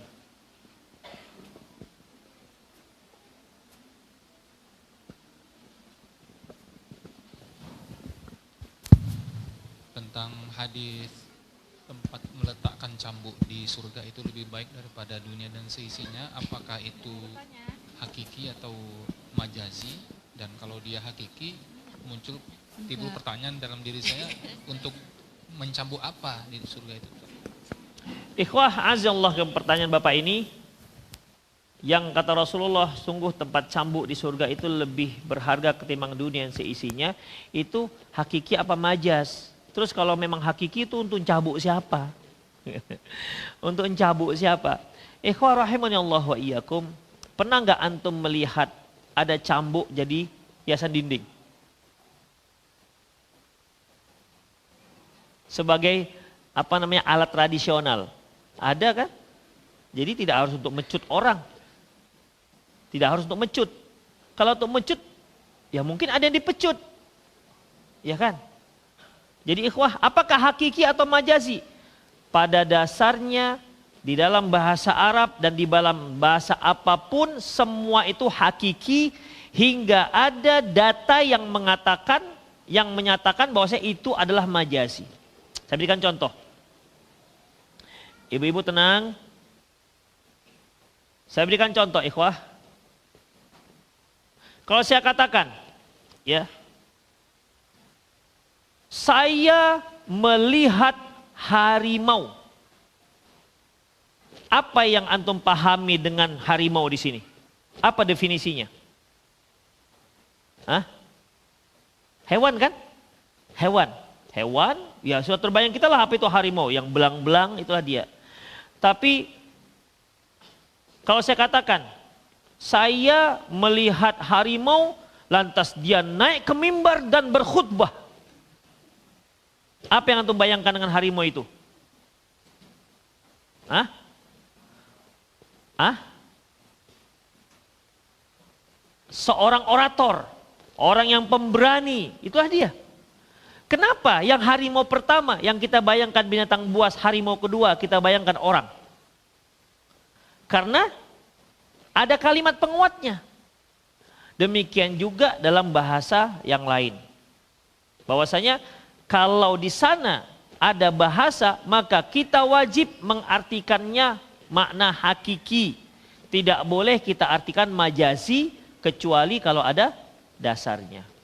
Demikian ikhwah. Terus digunakan untuk mecut apa? Ikhwah, antum gak usah pusingi itu. Yang penting masuk surga aja udah. Ya. Gak usah pusing itu. Yang jelas ada gak cambuk? Ada cambuk. Pakai tempat? Ada tempat. Untuk apa? Allah gak sebutkan. Untuk apa? Yang penting, yang jelas cambuk itu ada gunanya. Ya. Ada yang lagi nanya, terus tadi selendang itu lebih baik ketimbang dunia seisinya. Emang pakai selendang bidadari? Terus selendangnya selendang seperti selendang mak-mak wirid itu. Selendang macam mana? Udahlah, antum gak usah mikiran itu, antum masuk aja nanti, lihatlah bidadari antum pakai selendangnya macam mana. Apakah dia pasmina atau pakai yang jepit tuh, udah itu gak usah pikirkan. Gak usah pikirkan, ya. Yang penting dia masuk surga dulu. Itu ikhwah. Kalau seandainya penting, pasti akan disebutkan untuk apa itu guna pecut itu. Sama seperti ikhwah ketika kita bicara masalah tafsir, salah satu pembahasannya, apabila tidak ada keterangan dalam Al-Quran diterangkan dengan cara detail, berarti itu memang gak guna. Seperti misalnya, Ashabul Kahfi punya anjing, ya kan? Tapi anjingnya jenis apa? Herder, bulldog? Gak disebutkan, berarti memang gak penting. Warnanya apa? Hitam, merah, kuning, putih, belang? Gak disebutkan, berarti gak penting. Yang penting di situ adalah anjingnya. Demikian ikhwah. Udah itu dia. Allahu a'lam bishawab. Ada yang lain silakan. Atau di 0813 600 600 61 silakan. Boleh juga dikirim melalui 0813 600 661. Ibu-ibu yang mau bertanya langsung dipersilakan. Cek. Ya, silakan. Assalamualaikum warahmatullahi wabarakatuh. Waalaikumsalam. Ustadz, saya mau bertanya terkait tentang diri saya untuk kedepannya gitu kan. Saya bekerja di suatu perusahaan swasta. Saya bekerja di atas pimpinan bukan muslim. Ya, kafir lah. Kafir. Kafir. Ya. Posisi jabatan saya staf HR legal. Nah, jadi mereka semua pembiayaan perusahaan itu cicilan di bank. Tetapi Saya di sini membantu mereka untuk menyiapkan berkas-berkas untuk cicilan tersebut. Apakah saya akan meninggalkan pekerjaan ini atau gimana Ustaz? Sanggup meninggalkan? Ya, insya Allah. Apakah itu akan jadi dosa untuk saya juga atau gimana Ustaz? Karena masalahnya antum terlibat langsung. Kan Rasulullah pernah katakan, la'anallahu riba akiluha wa mukiluha katibuha wa syahiduha. Allah melaknat riba, yang memberikan riba, yang mengambil riba, penulisnya dan saksinya. Antum termasuk yang nulis-nulisnya. Jadi termasuk. Jadi gimana Ustadz? Kita tinggalkan. Jadi saya mau beralih jadi tukang jual kue pancung. Terserah antum mau tukang kue pancung. Yang penting jangan itu lagi. Upayakan. Terkadang kita ini ikhwah, ketika kita ditanya masalah mereka yang kerja di perbankan sudah terbiasa dengan sudah terbiasa dengan kemewahan. Kalaupun ada kredit-kredit lunak, sementara rumah belum selesai cicilan, kemudian mobil masih selesai cicilan, sementara gaji enak, istri sudah biasa dengan enak, biasanya shopping ke Singapura sebulan sekali. Ketika dia mau resign, dia terpikir gimana nanti dengan kami, gimana dengan ekonomi kami, terus gimana nanti saya mau kerja apa? Apa ustadz yang ngasih kerjaan saya? Itu kadang-kadang nantang kayak gitu, ikhwah. Ya. Kemudian terus bisa nggak saya dan istri saya bersabar dengan itu semua? Ikhwah, itu bukan tugas orang yang memberi jawaban. Tugas orang yang ditanya adalah menanyakan hukum. Itulah boleh atau tidak boleh. Mengenai solusinya, itu bukan tanggung jawab orang yang ditanya. Terus apa Ustadz solusinya kalau kami kelaparan? Nah begitu ikhwah. Ya. Kalau kita ditanya begitu kadang-kadang agak segan kita mau jawab. Karena permasalahannya terbayang oleh dia, atau dibayangkan bagaimana kesusahan hidup yang akan dia dapati, yang dia hadapi. Padahal kita tahu bahwasanya secara ringkas kita katakan nggak boleh, udah. Tinggalkan itu, yang haram-haram tinggalkan. Adapun kemungkinan-kemungkinan buruk itu dari syaitan, ya'iduhum wa yumannihim. Mereka selalu menjanji-janjikan, ya. Asy-syaitan ya'idukumul faqra ya'murukum bil fahsya. Setan itu menakut-nakuti kalian dengan kefakiran dan menyuruh kalian pada perbuatan mungkar. Itu dia. Jadi tinggalkan aja. Ya, karena terlibat langsung itu. Kecuali misalnya perusahaan, kemudian kita bagian ini, misalnya bagian untuk marketing, itu bahkan nggak urusan kita. Tapi kalau kita bagian untuk menyiapkan berkas untuk mendapatkan kredit lunak dari bank, berarti kita sudah terlibat langsung, termasuk katibuha, orang yang menuliskannya. Baik. Assalamualaikum Ustaz, apakah kita bekerja dan beribadah saja? Liburan apakah boleh?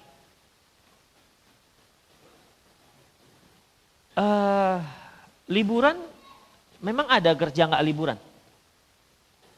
Umumnya pekerja ada liburan. Ya, boleh liburan. Tapi ikhwah, liburan kita itu kan untuk istirahat kan. Istirahat kita itu istirahat yang semu. Kita istirahat, kita tidur untuk menghadapi pekerjaan besoknya. Misalnya nih, oke weekend 3 hari, pergilah antum kemana, ke Malaysia, ke KL, ke Singapura. Oke, setelah itu antum selesai. Akan istirahat terus? Akan bahagia terus? Enggak kan? Akan menghadapi kerjaan yang sama. Makanya hiburan ataupun istirahat di dunia itu semu. Kita ketika malam hari letih, akhirnya kita tidur. Setelah tidur kita tidur lagi? Enggak. Setelah tidur kita bangun untuk menghadapi kegiatan berikutnya. Bahkan lebih melelahkan dibandingkan hari kemarin. Itulah dunia. Kita harus bergerak terus. Dunia ini bergerak terus, ikhwah, nggak bisa diam. Makanya laqad khalaqnal insana fi kabad. Kuciptakan manusia susah. Dia harus siap susah. Semewah-mewah orang itu susah. Antum yang lihat mungkin kemana-mana naik mobil mewah, naik jet kemana-mana. Jangan dikira. Jangan-jangan antum masih bisa bernafas duduk santai. Dia nggak bisa. Untuk memenuhi schedule dia yang padat. Sana kemari, sana kemari, sana kemari. Demikian, sehingga mungkin keluarganya pun protes. Kenapa? Gak bisa ketemu dengan bapaknya. Mana Pak? Singapura. Mana Pak? Jerman. Sore Bapak kemana? Turki. Loh, Bapak ini jin apa enggak ini? Demikian, saking sibuknya. Mungkin kalau kita lihat dari sisi, Masya Allah ya kesana kemari. Di mana Bang? Singapura. Mana Bang? Ah sekarang ini baru mendarat di Jerman. Besok rencana kemana? Ke Belgia. Mungkin kita begitu. Wah enak sekali dia jalan-jalan terus. Round terus Bang ya. Round terus gitu kan. Dia mungkin, kapanlah saya bisa istirahat. Begitu ikhwah. Dunia begitu. Kita yang di kota-kota ini, kepinginnya kemana kita? Rekreasinya? Ke gunung, ke pantai. Tanya itu yang tinggal di pantai, yang tinggal di gunung, tuh kemana rekreasinya? Ke kota. Jadi maunya kita tuh apa sih sebenarnya? Kita yang hari-hari makan daging, kepinginnya makan apa? Sayur asam, kangkung, tembus bayam. Yang hari-hari makan kangkung, genjer, apa kepinginannya? Itu dunia mau gimana lagi ikhwah? Mau gimana lagi? Begitulah dunia, tidak akan pernah selesai-selesai. Ya, tidak pernah selesai-selesai. Makanya Imam Ahmad ketika ditanya oleh muridnya, ya Syekh kapan kita bisa istirahat? Kita istirahat setelah kita meminjakkan kaki kita pertama sekali di surga, itu baru istirahat yang hakiki. Di dunia nggak ada istirahat. Nggak ada istirahat. Antum istirahat sebentar, itu untuk melanjutkan aktivitas berikutnya. Kesibukan berikutnya, nggak ada istirahat terus. Kadang-kadang ada orang saking putus asanya istirahatlah mati aja lah. Pikirannya mati istirahat. Berhadapan dengan malaikat nungkar nangkir setelah itu dia. Gak istirahat juga ternyata. Demikian ikhwah. Jadi jangan mimpi antum mau istirahat di dunia ini. Jangan mimpi bisa istirahat. Gak ada istirahat di dunia ini. Ikhwah, orang yang pengangguran, tenang dia di rumahnya. Antum kira dia tenang itu? Gak tenang dia. Aduh ngapain lah ya, bingung. Itulah ikhwah, orang pengangguran. Maka Islam gak membenarkan pengangguran. Harus terus bergerak. Islam itu menyuruh kita bergerak. Waktu kita sedikit ikhwah. A'maru ummati ma baina sittin wa sab'in. Usia umatku antara 60 70. Qallama tajawaza minhu. Sedikit sekali yang lewat dari 70. Sedikit sekali. Terus kita mau diam. Setengah hari diam. Demikian ikhwah. Ya, jadi enggak ada. Tidak ada yang namanya diam. Kita harus bergerak terus. Islam menyuruh kita bergerak, bukan nganggur, berpangku tangan, nggak ada. Ya, Islam menyuruh kita terus bergerak. Demikian, berproduktif terus. Ada yang kita pikirkan, ide-ide cemerlang kita butuh itu. Demikian ikhwah, bukan tidur. Bangun tidur, ku tidur lagi. Habis tidur, ku tidur lagi, mati aja udah dia. Ya, itu nggak guna orang seperti ini. Kalau dia kerjanya hanya tidur. Ada yang mau tanya langsung? Ibu-ibu ada yang mau tanya langsung? Silakan ibu-ibu. Ada nggak yang mau langsung? Saya mendengar tidur saat maghrib atau mendekati maghrib terlarang karena khawatir terluput. Bagaimana hukumnya untuk wanita haid yang tidak kewajiban salat maghrib? Ikhwah, bukan dilarang iya, tapi tidak sampai haram. Rasulullah SAW itu membenci tidur sebelum isya dan ngobrol setelahnya. Rasulullah itu tidak menyukai tidur sebelum isya. Sebelum isya itu kan setelah maghrib kan? Iya. Tidur sebelum isya dan ngobrol setelahnya. Jadi beliau itu selalunya habis isya ya tidur. Demikian. Ya. Kecuali kalau memang ada hal-hal yang penting seperti beliau habis isya bicara dengan Abu Bakar atau bicara-bicara bincang-bincang dengan istrinya, tajlis taklim boleh. Tapi kalau habis isya kita nongkrong ya, ngobrol, itu enggak. Ya, itu hukumnya dimakruhkan walaupun tak sampai haram. Allahu a'lam. Kerja setelah isya gimana? Kita punya warung makanan yang biasanya banyak datang itu habis isya. Yang katanya cun kali.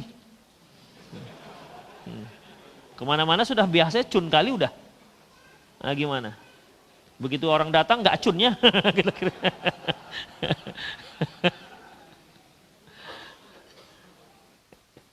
Nah itu gimana ikhwah? Ya nggak apa-apa, dia bekerja. Karena emang itu waktu kerjanya. Demikian, Allahu a'lam bishawab.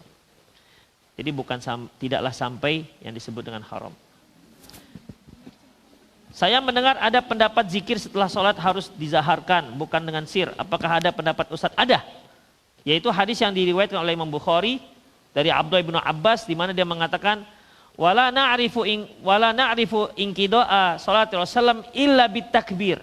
Dan kami tidak mengetahui, ibu-ibu tolong anaknya, Bu.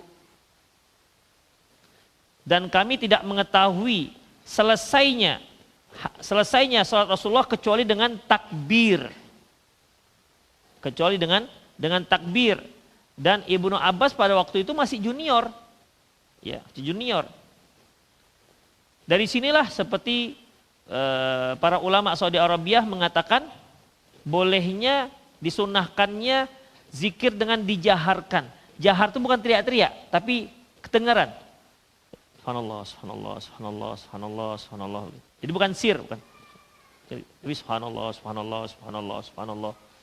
Demikian. Makanya di beberapa tempat di Saudi Arabia itu suara orang zikir begitu. Kenapa? Karena memang tidak dipimpin. Kalau di Indonesia jahar tapi dipimpin, dikomanduin. Ini yang tidak ada dasarnya. Demikian ikhwah, ya. Jadi itu salah satu pendalilan mengapa adanya jahar zikir setelah salat dijaharkan. Allahu a'lam bishawab. Ada yang mau nanya langsung antum? Tak ada. Kita tengok dari sini dulu. Ya, silakan yang sudah yang mikrofon. Ustadz, Ya. sejauh apa batasan dalam kita mengejar dunia untuk mencapai akhirat? Sejauh-jauhnya. Iya. Carilah dunia sejauh-jauhnya demi untuk akhirat. Silakan. Selama tidak melanggar syariat, silakan. Demikian. Misalnya antum jadi super bis, ya sejauh-jauhnya lah. Pergi sejauh-jauhnya. Kan jauh itu kan? Jauh. Antum jadi apa nih? Profesi pilot misalnya, sejauh-jauhnya mau kemana silakan. Jauh kali itu. Udah, selama dia tidak menyalahi syariat. Selama pekerjaan dia tidak menyalahi syariat dan dia niatkan untuk kewajiban dia niatkan untuk pendekatan diri kepada Allah Subhanahu wa taala.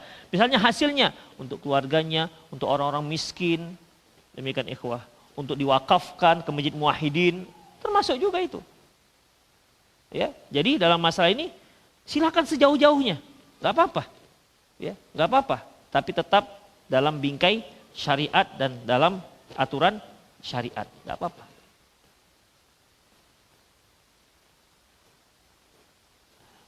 Saya ikuti investasi modal konveksi baju sepupu. Contoh kasih 5 juta per bulan. Nanti hasilnya jadi 5.400.000 dikasih. Bagaimana hukumnya? Ikhwah, kalau sistem investasi, mudharabah atau nanam saham itu konsepnya bisa loss dan bisa profit. Bisa rugi dan bisa untung. Demikian ikhwah. Artinya kenapa dia bisa mendapat untung? Berarti dia bersedia menanggung kerugian. Kalau dia hanya dijanjikan pokoknya sebulan 400.000, kamu tanamkan 5 juta, sebulan kamu bakal dapat 400.000. Ini bisa riba. Loh, ini kan Ustadz tinggal kasihkan, barangnya udah ada, di barang yang sudah ada kita beli, sudah ada pembeli. Udah, tinggal kita kasihkan, dapatlah untung. Taib. Oke, barang sudah ada kita beli. Udah, kita beli. Kemudian begitu di perjalanan jatuh ke jurang, siapa yang nanggung? Sudah ada pembeli memang. Ustadz, ini kan kita tinggal tinggal hubung-hubungkan saja. Tinggal hubung-hubungkan saja. Oke. Apa enggak ada kemungkinan rusak barang? Apa enggak ada kemungkinan akan terjadi post major Nah itu. Demikian ikhwah. Bersedia enggak untuk rugi? Kalau dia bersedia untuk rugi maka boleh. Tapi kalau hanya mau untung itu jatuh pada riba, bisa jatuh pada riba. Karena dia hanya mau untung, tidak mau rugi. Konsep dalam investasi itu mau untung dan juga menerima kerugian. Demikian ikhwah.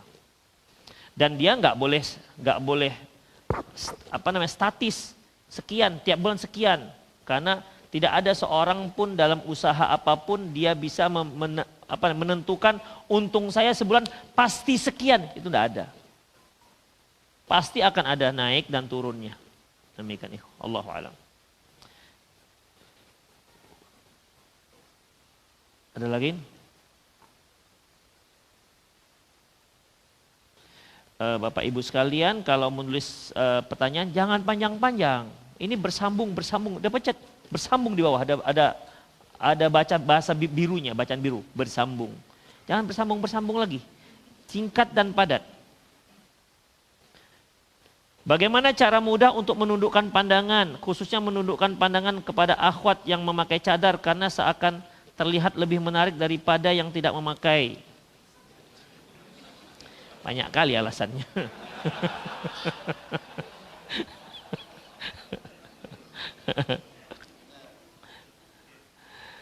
Allahu Akbar. Ikhwah, kalau dia ini jomblo, saya sarankan supaya segera menikah. Kalau dia jomblo. Kalau dia sudah menikah, apa yang mau kita sarankan? Yang kuatlah sikit. Apa kita sarankan?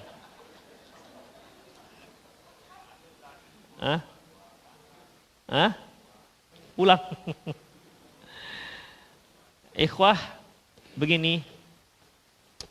Ketertarikan kepada seorang wanita itu suatu hal yang lumrah. Rasulullah tertarik nggak dengan wanita? Enggak. Allahu Akbar, salah tuh menuduh itu. Rasulullah mengatakan, hubbiba ilayya dunya an-nisa wa tib.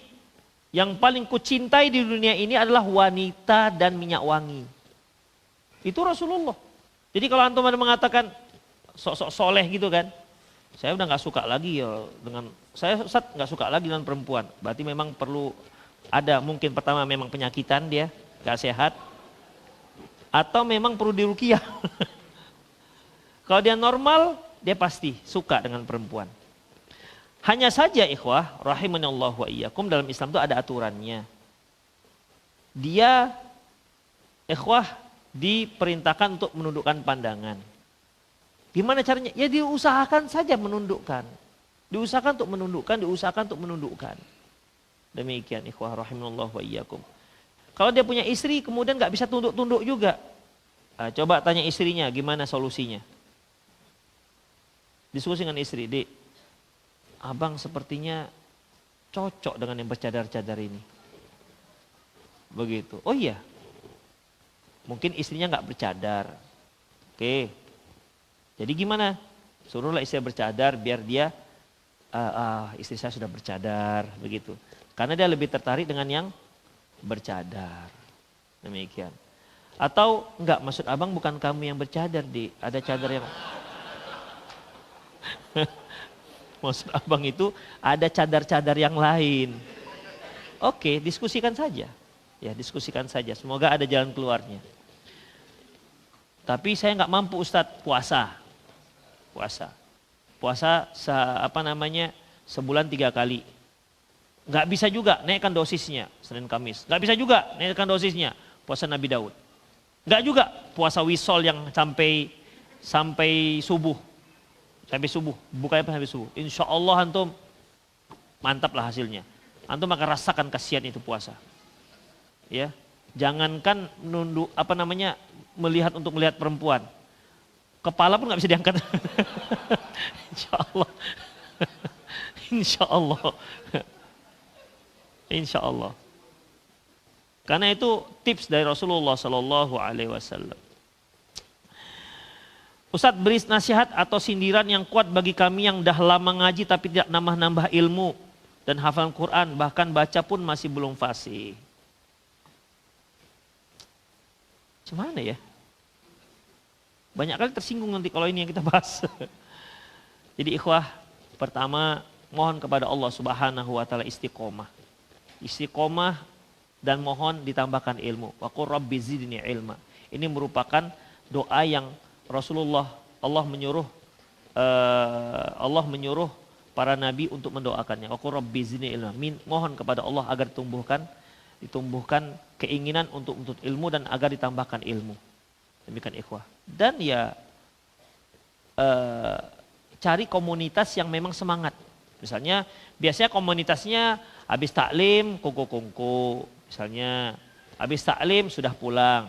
Ganti komunitas, yaitu yang habis taklim ngapal. Itu ikhwah. Cari pengajian yang di situ ada disuruh ngapal. Insya Allah dia akan ada teman dalam berlomba dalam menghafal. Tapi kalau dia tetap santai, dia tetap bersama orang yang santai, maka dia pun akan tetap santai. Itu ikhwah. Ya, cari komunitas yang lebih daripada yang sebelumnya. Ikhwah, saya kira itu saja kajiannya. Sudah jam 6:10. Ya. Mungkin antum ada acara lagi kan? Sebelum maghrib atau setelah maghrib. Tapi itu saja, semoga apa yang kita bahas bermanfaat. Lebih kurang mohon maaf, aku qouli hadza wa astaghfirullah li wa lakum wal muslimin innahu wal ghafurur rahim. Subhanakallahumma wa bihamdik asyhadu an la ilaha illa anta astaghfiruka wa atubu ilaik. Wa akhiru da'wana alhamdulillahirabbil alamin. Assalamualaikum warahmatullahi wabarakatuh.